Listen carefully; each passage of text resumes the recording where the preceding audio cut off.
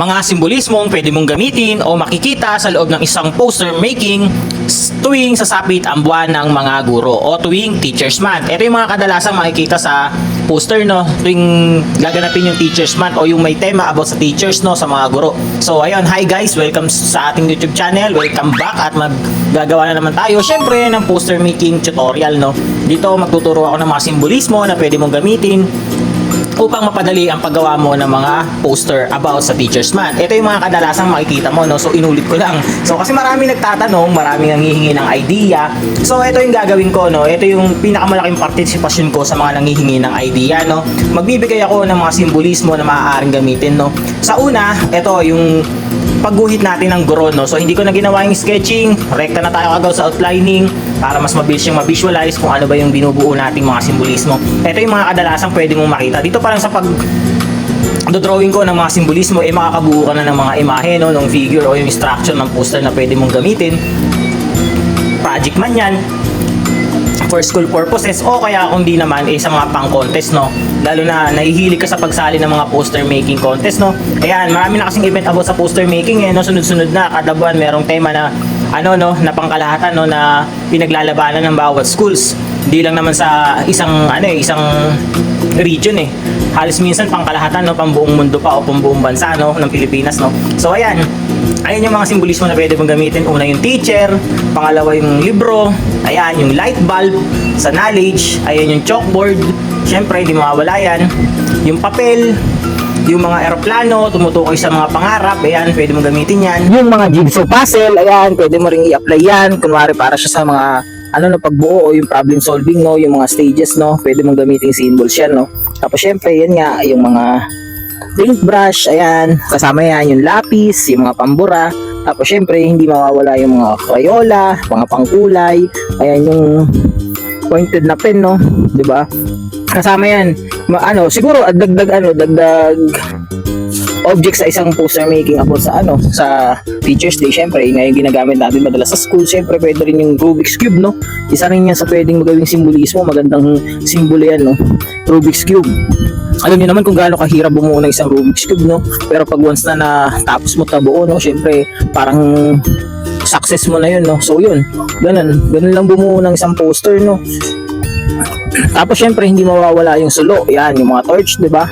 Yan tumutukoy yan sa sa tagumpay, no, sa success ng isang individual, no, yung puso sa pagmamahal ng teacher sa mga estudyante, sa pamilya. Syempre hindi mawawala yung toga, ayan yung sombrero, at saka yung diploma, ayan kasama yan, 'di ba? Hindi mawawala yan kahit saan naman, 'di ba? Tapos yung mga awards, ayan yung mga medals, 'di ba?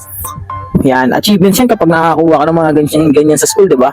Tapos syempre yung mga trophies, yan sama rin natin yan, papasok din natin yan. So syempre yung mga numbers pwede rin yung ilagay, 'di ba?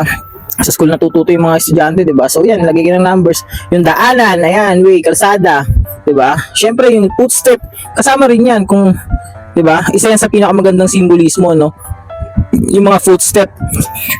Tapos syempre hindi mawawala yung hagdanan, syempre kasama yan. Ganyan pala gumawa ng hagdanan, guys, pwede ganyan pala gumawa ng hagdanan. Pero hagdanan yan, guys, yan parang platform siya, no. So yun, yan lang kadali, yan yung mga simbolismo. Syempre then after nyan, yan lalagay na tayo ng mga details, ganyan lang kabilis, di ba? So ayan, panoorin nyo lang, sundan nyo kung paano natin ginagawa, tsaka mag sounds muna tayo, no. By the way, dito nga pala muna tayo sa shoutout section, no. Magbasa tayo ng mga comment ng mga followers natin, no, yung mga nanonood talaga sa atin, no. So ayan, wait lang at ito na nga, sabi ni Carlos Raimundo, kuya, paano gumamit ng oil pastel ng maayos at hindi malabnaw ang kulay? So yan, punta lang kayo sa YT channel natin at nandyan na yung kasagutan. Panoorin mo yung videos dyan, makikita mo yung hinahanap mong kasagutan. So ayun, next tayo dyan. Sabi ni J Art, salamat kuya, may nalaman na naman ako. By the way, nga pala siya, nag-comment nga pala siya dun sa layout tutorial natin, no? So ayun, maraming salamat. Subscribe ka lang dyan, manood ka lang ng mga videos natin, mas marami ka pang matututunan.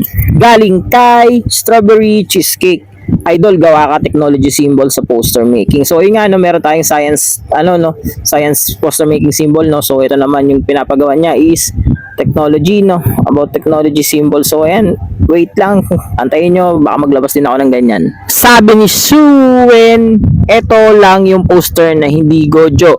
Salute. So yan, hindi naman talaga ako sumasabay sa trend ng Gojo, no. Kung ano lang, basta kailangan yung mga ginagawa ko is yung pasok sa pinaka tema. So yun lang, maraming salamat. Sabi naman ni Eldrian, Kuya Samat po, para makakuha po ako ng idea, naka-follow na po ako. Yun, maraming salamat sa pag-follow. Habali yung sa Mat Idea, Mat Poster natin, meron tayo sa YT channel, panoorin mo na lang yan. Meron yata akong 2 poster content dyan, pero last year pa yun kasi parang playing with Mat yung team nun. So yun, panoorin mo na lang para makuha ka ng idea. Ito naman ay galing kay Chrismar Jalali. Halali ba to? So ayun, ano po ba yung step by step para matuto sa poster making? So ayan, madali lang yan. Sabi ko sa iyo, may bago akong upload sa ating YT. Kung di mo pa napapanood, bisitahin mo na at nandun yung steps natin. Next is, sabi ni Ken Sablada, Kuya, pwede po mag-request. Pwede ka po ba gumawa ng poster tungkol sa Together for Future? So ayan pala yung pinaka-topic ng ng Teachers Day ngayon. Wala akong ginawang na poster team about dyan. Pero ayan, yung mga symbols, ito na lang siguro yung maibibigay ko sa inyong tulong para makabuo kayo ng isang poster making about sa tema na yan. Sa last natin, ito yung sabi ni Pusa na kulay orange. Orange yun, ang galing ng pangalan na yun. So sabi niya, boss, pwede na po ba may letter or number sa poster? Actually, matagal naman na talagang gumagamit kami ng ng letters o kaya ng numbers, no. Wag lang yung phrases or sentences, no, kasi yun talaga ang pinagbabawal. Pero kung letters lang or yung numbers, ayun, pwede naman siguro yun. Allowed naman yun. Pero depende pa rin sa judge, no, na mag-organize ng pinaka-contest, no, yung mag-judge sa contest. May mga tendency kasi na pinagbabawal nila, no. Depende nga sa judges at saka sa organizer. By the way, gawa ko na lang separate video yan kasi medyo mahaba yung ganyang usapin. So, ayun lang. Maraming salamat sa mga nag-comment. Next time, mas marami pa tayong ipapakita ang mga nag-comment dito at isa-shoutout. So, yun lang. Maraming salamat. Balik na tayo sa ating ginagawa.